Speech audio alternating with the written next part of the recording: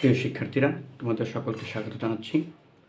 2021 সালের এসএসসি পরীক্ষার্থী যারা রয়েছে, তোমরা সকলেই কিন্তু জানো তোমাদের অ্যাসাইনমেন্ট কার্যক্রম শুরু হয়েছে। তো এই অ্যাসাইনমেন্ট সংক্রান্ত বিভিন্ন কিছু তোমাদের জানা রয়েছে, বিভিন্ন প্রশ্ন তোমরা করতেছো। তো অ্যাসাইনমেন্ট সংক্রান্ত কিছু কমন প্রশ্নের উত্তর আজকে তোমাদেরকে দিব। প্রথমে শুরু করছি কাভার পেজ নিয়ে। তোমরা সকলেই কিন্তু ইতিমধ্যে কাভার পেজটি পেয়েছো, তবে কাভার পেজটি কীভাবে লিখবে এই সংক্রান্ত বিভিন্ন প্রশ্ন তোমাদের মনে রয়েছে। প্রথমে দেখো, কাভার পেজের মধ্যে লেখা আছে অ্যাসাইনমেন্ট নং। তো এখানে অ্যাসাইনমেন্ট নংটা হবে তোমার সাবজেক্ট অনুযায়ী। তোমরা কিন্তু জানো প্রতিটি বিষয়ে তোমাদেরকে 8টি অ্যাসাইনমেন্ট করতে হবে। তো এখন শিক্ষা বোর্ডের মাউসির ওয়েবসাইটে যে অ্যাসাইনমেন্টগুলো দেওয়া আছে, এখানে কিন্তু প্রতিটি বিষয়ে 2টি করে অ্যাসাইনমেন্ট দেওয়া আছে।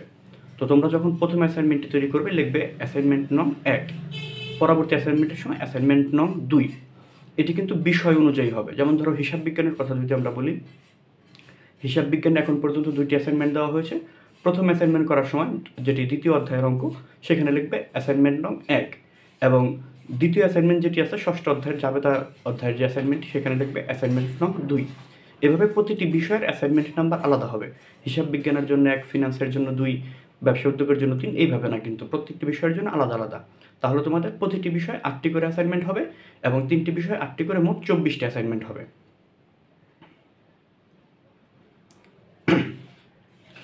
এরপরে রয়েছে অ্যাসাইনমেন্টের শিরোনাম। সাধারণত অ্যাসাইনমেন্টের যে অ্যাসাইনমেন্টটি দেওয়া থাকে শিক্ষা বোর্ডের ওয়েবসাইটে, এই অ্যাসাইনমেন্টের দ্বিতীয় কলামেই কিন্তু অ্যাসাইনমেন্টের শিরোনাম লেখা থাকে। তো এই দ্বিতীয় কলামে যা লেখা আছে সেটাই কিন্তু তোমাদের অ্যাসাইনমেন্টের শিরোনাম। এই অ্যাসাইনমেন্টের শিরোনামটা কিন্তু তোমরা বাংলায় লিখবে। 3 নম্বরে এরপর যেগুলো রয়েছে সেখানে বলা আছে বিষয় কোড কাভার পেজে। তো এই বিষয় কোডটা কিন্তু তোমরা অ্যাসাইনমেন্টের মধ্যেই দেখতে পারবে, লেখা আছে বিষয় কোড সাবজেক্ট ওয়াইজ। তো বিষয় কোডটা প্রথমে লিখবে, এবং এরপর লেখা আছে বিষয়ের নাম। এই বিষয়ের নাম কিন্তু অবশ্যই ইংরেজিতে বড় হাতের অক্ষরে লিখতে হবে। ইংরেজিতে বড় হাতের অক্ষরে লিখতে হবে। এরপর যে বিষয়গুলো রয়েছে, শিক্ষা বোর্ডের নাম। শিক্ষা বোর্ডের নামটাও কিন্তু তোমাকে ইংরেজিতে বড় হাতের অক্ষরে লিখতে হবে। তোমার নাম, তোমার পিতার নাম, মাতার নাম লেখার যে জায়গাগুলো রয়েছে, সেখানেও কিন্তু রেজিস্ট্রেশন কার্ড অনুযায়ী তোমাদের নিজ নিজ নাম, পিতার নাম, মাতার নাম ইংরেজিতে বড় হাতের অক্ষরে লিখতে হবে। আবারও বলছি, ইংরেজিতে বড় হাতের অক্ষরে লিখতে হবে, এবং তোমাদের রেজিস্ট্রেশন কার্ডে যেভাবে আছে সেভাবেই কিন্তু লিখতে হবে। রেজিস্ট্রেশন নাম্বারটা হবে তোমাদের এসএসসি রেজিস্ট্রেশন নাম্বার। অনেকের হয়তো জানা নেই, তোমরা অপেক্ষা করতে পারো, স্কুল থেকে জেনে তারপর লিখতে পারো। আবার ইচ্ছে করলে তোমরা কিন্তু জেএসসির রেজিস্ট্রেশন নাম্বারটাও লিখতে পারো, কেননা জেএসসি এবং এসএসসির রেজিস্ট্রেশন নাম্বার কিন্তু একই থাকে। তবে এক্ষেত্রে যাদের কাছে নেই, তারা অপেক্ষা করে স্কুল থেকে রেজিস্ট্রেশন নাম্বারটা জেনে তারপর লিখবে। তো এই গেল কাভার পেজের বিষয়। আশা করি কাভার পেজটি তোমরা বুঝতে পেরেছো। এরপর ভিতরে আমরা অ্যাসাইনমেন্টটি কীভাবে লিখবো। এখানে তোমাদের প্রথম প্রশ্ন, অ্যাসাইনমেন্ট কোন কাগজে লিখতে হবে? এটাকে অফসেট কাগজে লিখতে হবে নাকি এমনি সাধারণ কাগজে লিখতে হবে, এটা প্রথম প্রশ্ন। দেখো, এই বিষয়ে মাউসির ওয়েবসাইটে, অর্থাৎ মাধ্যমিক উচ্চ মাধ্যমিক শিক্ষা বোর্ডের ওয়েবসাইটে কিন্তু নির্দিষ্ট করে কোনো কিছু বলা নেই যে অফসেটে লিখতে হবে না সাদা কাগজে লিখতে হবে। তো যে কোনো একটা কাগজে লিখলেই কিন্তু হবে।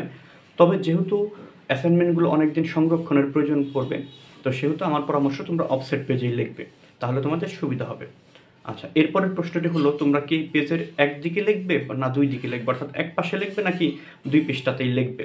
তো এখানেও কিন্তু কোনো কিছু বলা নেই যে 1 পৃষ্ঠা বা 2 পৃষ্ঠায় লিখতে হবে, তবে অ্যাসাইনমেন্টগুলো 1 পৃষ্ঠাতে লেখাই ভালো।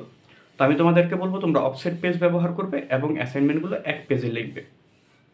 আচ্ছা, এরপর গেল মার্জিনের বিষয়টা আসলো এরপরে। তো মার্জিন তোমাদের করতে হবে হিসাব বিজ্ঞানের অঙ্ক যাদের আছে, যেই অ্যাসাইনমেন্টে হিসাব বিজ্ঞানের অঙ্কটা তোমরা যেই পেজে লিখবে, সেই অঙ্ক বাদে বাকি সব অংশে, হিসাব বিজ্ঞানের লিখিত অংশে এবং অন্যান্য সকল সাবজেক্টে তোমাদেরকে মার্জিন করতে হবে। এখন প্রশ্ন, মার্জিনটা তোমরা কিভাবে করবে? কালার পেনে করতে পারবে কিনা, বা কালো কালিতে করতে হবে কিনা? মার্জিনগুলো তোমরা কালার পেনে করতে পারবে, কোনো সমস্যা নেই, অথবা কালো কালিতেও করতে পারবে, কোনো সমস্যা নেই। তো মার্জিনগুলো তোমরা করবে, এবং আমি তোমাদেরকে বলবো প্রতিটি পেজের পৃষ্ঠা নাম্বার দেওয়ার জন্য। অ্যাসাইনমেন্টে যতগুলো পেজ তুমি ব্যবহার করবে, পৃষ্ঠা নাম্বারগুলো দিবে, তাহলে তোমার খাতাটা বাইন্ডিং করতেও সুবিধা হবে, এবং পৃষ্ঠা নাম্বারটা দিলে ভালো হবে তোমাদের। এরপরের বিষয়টা হলো প্রশ্ন তোমাদের, যে অ্যাসাইনমেন্টে তোমরা কালার কলম ব্যবহার করতে পারবে কিনা। হ্যাঁ, তোমরা নীল কালার কলম ব্যবহার করতে পারবে, তবে লাল এবং সবুজ কিন্তু ব্যবহার করা যাবে না। তোমরা নীল কালার কলম ব্যবহার করতে পারো। যে প্যারাগুলো আছে, প্যারার নাম লেখার জন্য বা প্যারাগুলোকে আন্ডারলাইন করার জন্য নীল কালারের কলম তোমরা ব্যবহার করতে পারো। এরপর তোমাদের প্রশ্ন হলো ক, খ, গ সংক্রান্ত। যে অনেক অ্যাসাইনমেন্টে কিন্তু ক, খ, গ দেওয়া আছে। তো যেগুলোতে ক, খ, গ দেওয়া আছে তোমরা ক, খ, গ দিয়েই লিখবে। যেগুলোতে ক, খ, গ দেওয়া নেই সেগুলোতে কিন্তু ক, খর দরকার হবে না। শুধুমাত্র যেটা সম্বন্ধে আলোচনা করতে হয়েছে সেই প্যারাটা লিখবে এবং ওই প্যারার বিস্তারিতগুলো নিচে লিখে দিবে। এখন হলো সবচেয়ে ইম্পর্টেন্ট প্রশ্ন যে ইউটিউব থেকে বা বিভিন্ন সামাজিক যোগাযোগ মাধ্যম থেকে বা অন্যের খাতা দেখে বই থেকে অ্যাসাইনমেন্টগুলো লেখা যাবে কিনা বা লিখলে খাতাগুলো বাতিল হয়ে যাবে কিনা। তো দেখো, শিক্ষার্থীদের প্রতি যে নির্দেশনা দেওয়া হয়েছে মাধ্যমিক উচ্চ মাধ্যমিক শিক্ষা অধিদপ্তর থেকে, মাউসি থেকে, সেখানে কিন্তু স্পষ্ট করে সুন্দর করে বলা আছে যে এখানে কোনো নকল বা ইউটিউব থেকে দেখে লিখে বা অন্য কোনো মাধ্যম থেকে দেখে লিখে লেখা যাবে না। তো সেক্ষেত্রে দেখো, তোমাদের অঙ্ক যেগুলো রয়েছে, ধরো পদার্থের অঙ্ক, হিসাব বিজ্ঞানের অঙ্ক, ফিনান্সের অঙ্ক, এই অঙ্কগুলো কিন্তু তোমার একই হবে। ইউটিউবে যা আছে সেখান থেকেও একই হবে, তুমি নিজে করলেও একই হবে। তো তোমরা সেখান থেকে পড়তে পারো। বাকি যে বিষয়গুলো আছে আমি তোমাদেরকে বলবো, এই বিষয়গুলো তোমরা নিজেরা পড়ে, তোমরা যাদের কাছ থেকে সাহায্য নিচ্ছ সেগুলো দেখে তারপর নিজের মন মতো করে তোমরা লেখো। তোমরা হয়তো ইউটিউব থেকেও লিখলে বা বিভিন্ন জায়গা থেকে আমি বললেও লিখবে, না বললেও লিখবে। তবে তোমাদেরকে যে জিনিসটা বলবো সেটা হলো মনে রাখতে হবে কিন্তু তোমাদের কিন্তু এই নভেম্বরের মাঝামাঝি সময়, নভেম্বরের দ্বিতীয় সপ্তাহে কিন্তু যে বিষয়গুলো অ্যাসাইনমেন্ট দেওয়া হচ্ছে এর উপর কিন্তু পরীক্ষা হবে। তো পরীক্ষা যেহেতু হবে সেহেতু কিন্তু এই অ্যাসাইনমেন্টগুলো আমাদেরকে পড়তে হবে। শুধুমাত্র অ্যাসাইনমেন্ট করলেই কিন্তু চলবে না, অ্যাসাইনমেন্টগুলো পড়তে হবে।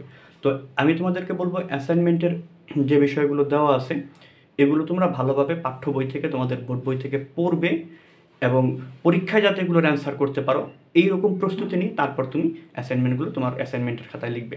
দেখো, একটা অঙ্ক হিসাব বিজ্ঞানের বা ফিজিক্সের একটা অঙ্ক ধরো তুমি পারতেছো না বা তুমি ইউটিউব দেখে দেখেই করতেছো বা কারো কাছ থেকে সাহায্য নিয়ে করতেছো, হ্যাঁ তুমি নাও। তুমি প্রথমে সেটা নিলা, সেটা নিজে বোঝার চেষ্টা করো, খাতায় কয়েকবার রাফ করো। যখন তুমি সেটা পারবে তারপর তুমি সুন্দর করে অ্যাসাইনমেন্টের মধ্যে লেখো, তাতে কিন্তু কোনো সমস্যা নেই। আশা করি বিষয়টি তোমরা ক্লিয়ার হয়েছো। আচ্ছা, এরপর প্রথম সপ্তাহের ফিনান্সের একটি প্রশ্ন তোমাদের রয়েছে যে 250 শব্দে লিখতে হবে কিনা। দেখো, প্রথম সপ্তাহের ফিনান্সের অ্যাসাইনমেন্টের নির্দেশনার মধ্যে কিন্তু বলা আছে যে 250 শব্দের মধ্যে নিম্নের বিষয়গুলো বিশ্লেষণ করতে হবে। তো এই কারণে কিন্তু তোমাদের 250 শব্দ এখানে ব্যবহার করতে হবে। তো এই নির্দেশনাগুলো তোমরা কিন্তু ভালোভাবে পড়বে, তাহলে কিন্তু বিষয়গুলো বুঝতে পারবে। আর তোমাদের প্রশ্ন রয়েছে হিসাব বিজ্ঞানের একটা প্রশ্ন তোমাদের রয়েছে যে জুনের 10 তারিখ দেওয়া ছিল আমি যে ভিডিওটি দিয়েছি সেখানে, এবং অ্যাসাইনমেন্টে ছিল জুনের 13 তারিখ। তোমরা কী করবে, এটা অবশ্যই জুনের 13 তারিখ তোমরা লিখবে, এটা আমি হয়তো ভুলে জুনের 10 তারিখ লিখে ফেলেছি। তো এরকম বিভিন্ন জনের অ্যাসাইনমেন্ট যখন তোমরা দেখবে হয়তো বিভিন্ন কিছু তোমাদের ভুল চোখে পড়তে পারে। তো সেক্ষেত্রে অ্যাসাইনমেন্টের যে প্রশ্নপত্রটি তোমাদের রয়েছে সেটি দেখে তোমরা সমাধান করে নিবে। তো মূল কথা হলো যেটি, দেখো অ্যাসাইনমেন্টগুলো কিন্তু তোমাদের শেখার জন্য দেওয়া হয়েছে। এটি সরাসরি তোমরা দেখে দেখে করবে আর ফুল নাম্বার পেয়ে যাবে, এটা কিন্তু মূল বিষয় না। অ্যাসাইনমেন্টগুলো দেখে তোমাদেরকে শিখতে হবে এবং নভেম্বরের দ্বিতীয় সপ্তাহে পরীক্ষা দিতে হবে। তো পরীক্ষার জন্য তোমরা কিন্তু অ্যাসাইনমেন্টগুলোকে মনোযোগ দিয়ে পড়বে এবং অ্যাসাইনমেন্টের যে টপিকগুলো রয়েছে সেই টপিকগুলো মনোযোগ দিয়ে পড়বে। তোমরা যদি একটি বিষয় লক্ষ্য করে দেখো, ব্যবসায় উদ্যোগ এবং ফিনান্সে কিন্তু আমাদের সৃজনশীল প্রশ্ন হয়, কিন্তু অ্যাসাইনমেন্টে কিন্তু সৃজনশীল প্রশ্ন দেয়নি। কিছু টপিকের নাম লিখে দিয়েছে যে এই টপিকগুলো সম্বন্ধে আলোচনা করতে হবে। এর মানে কিন্তু এই টপিকগুলো তোমাকে ভালোভাবে পড়তে হবে এবং এই টপিক থেকে কিন্তু পরীক্ষায় সৃজনশীল প্রশ্নগুলো আসবে। তো এই কারণে এই টপিকগুলো তোমরা ভালোভাবে পড়বে। আচ্ছা, আবার একটি অ্যাসাইনমেন্ট লেখায় ফিরি।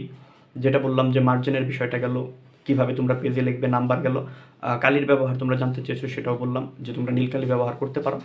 এখন লিখবে কীভাবে, আসলে কোথায় আন্ডারলাইন করবে, কোথায় প্যারা করবে, এটা আসলে তোমার খাতার সৌন্দর্যটা তোমাকে ধরে রাখতে হবে। যে প্যারাগুলো রয়েছে, প্যারাগুলোর নাম তুমি নীলকালিতে লিখতে পারলো, আন্ডারলাইন করতে পারো নীলকালিতে, অথবা তুমি কালো কালিতে লিখে নীলকালিতে আন্ডারলাইন করতে পারো।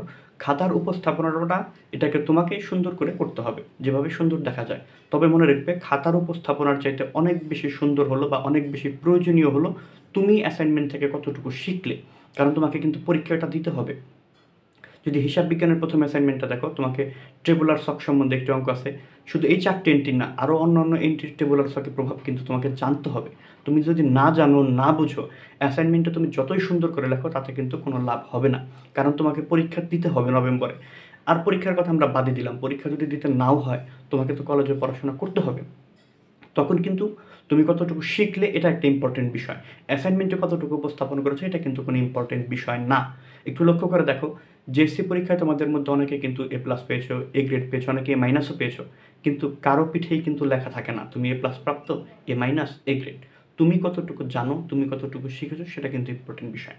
এই কারণে তোমাদেরকে বলবো, অ্যাসাইনমেন্টগুলো তোমরা লিখবে, তবে লেখার আগে অবশ্যই শিখবে। আগে শিখবে, তারপর লিখবে, যাতে তোমরা নভেম্বরে ঠিকমতো পরীক্ষা দিতে পারো। আশা করি অ্যাসাইনমেন্ট সংক্রান্ত আর কোনো সমস্যা তোমাদের হবে না।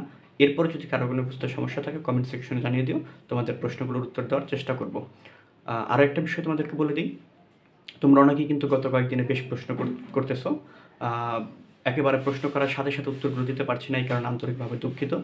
তোমরা সকলেই জানো আসলে ঈদুল আজহা নিয়ে আমরা অনেকে একটু ব্যস্ততার মধ্যে সময় পার করতেছি। তারপরে চেষ্টা করতেছি তোমাদের প্রশ্নগুলোর উত্তর সঠিকভাবে দেওয়ার জন্য এবং যত দ্রুত সম্ভব দেওয়ার জন্য। তো এই অনিচ্ছাকৃত দেরির জন্য তোমাদের সকলের কাছে ক্ষমা প্রার্থী। আরও তোমাদের প্রশ্নের বাইরেও যদি আরও কোনো কিছু তোমাদের জানা থাকে তোমরা এই ভিডিওর কমেন্টেও লিখতে পারো। ধন্যবাদ সকলকে।